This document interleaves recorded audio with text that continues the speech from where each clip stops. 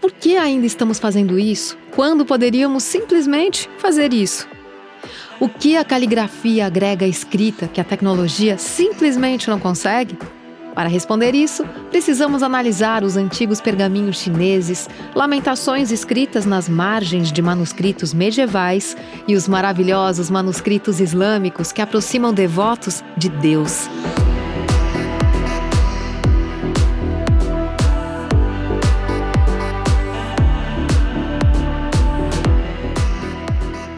Repare na força da pincelada, no controle, na composição. Não é sobre isso que estamos falando, e sim sobre isso. A forma com que lemos uma obra de arte agora é a forma com que a caligrafia era lida na China por milhares de anos.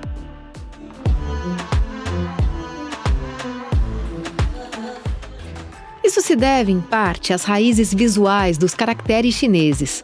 Esses são pictogramas, desenhos de objetos que têm a função de palavras. Nesse sentido, olhar a caligrafia chinesa não era muito diferente de olhar para um quadro.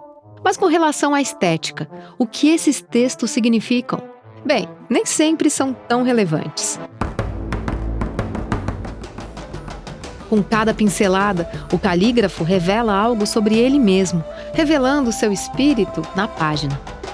Quando o imperador do século I, Ming, de Han, soube que seu primo logo morreria, pediu que ele escrevesse 10 caracteres, não importava quais. Através das linhas e das formas, o imperador se sentia próximo de seu primo, até mesmo após a morte. O Zen budismo, que nasceu na China, usa a caligrafia como uma forma importante de meditação, até hoje. Do outro lado do mundo, no Oriente Médio, a caligrafia também era uma forma de arte superior, por várias razões diferentes. Desde o século VII, os escribas islâmicos foram os primeiros a levar os escritos árabes, como o cúfico ou o magribe, ao papel por meio do Alcorão. Depois, aos tecidos, às joias, aos mosaicos e às paredes, tornando-os parte da vida cotidiana. E por quê? Entre em uma mesquita e você não encontrará uma única imagem de animais ou pessoas. Isso porque adorar figuras é um dos maiores pecados no islamismo. Então, os artistas expressavam sua criatividade através da caligrafia. No hemisfério ocidental, textos sagrados também foram copiados, mas talvez não com a mesma veneração. Com a queda de Roma no século V DC, houve um declínio da alfabetização. Carlos Magno decidiu mudar isso, mobilizando os monastérios.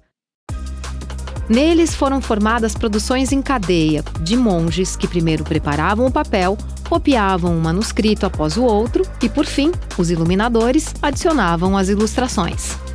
Esse esforço para restaurar textos levaram à criação da minúscula carolíngia, um estilo de escrita padronizado, mais fácil de copiar e de ler.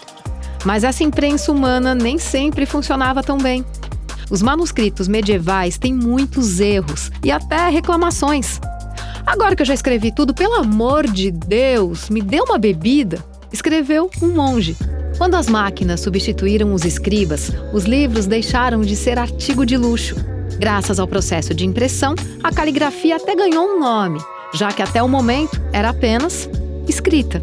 E mesmo que não fosse mais necessário o árduo trabalho de copiar livros, ela ainda tinha uma função, que é provavelmente o que você pensa quando ouve a palavra caligrafia. A caligrafia copperplate era um estilo usado para documentos financeiros e legais nos séculos 17 e 18. Mas com a chegada da imprensa e de métodos mais simples de escrita, a caligrafia perdeu a popularidade. Mas o artesão britânico Edward Johnston recuperou a arte da caligrafia no início do século XX. Reconhece isso? Johnston criou o tipo de letra e o círculo do metrô de Londres original, que agora é ícone da própria cidade. Inspirado por manuscritos medievais, Johnston passou décadas estudando e ensinando a arte da escrita. Talvez seja graças a ele que a arte exista até hoje. De belos quadros com menus escritos a memes inspiradores. Em uma sociedade cada vez mais digital e talvez por causa disso, há cada vez mais pessoas adotando a meticulosa, precisa e satisfatória beleza da caligrafia. Afinal, não há nada como colocar a caneta no papel.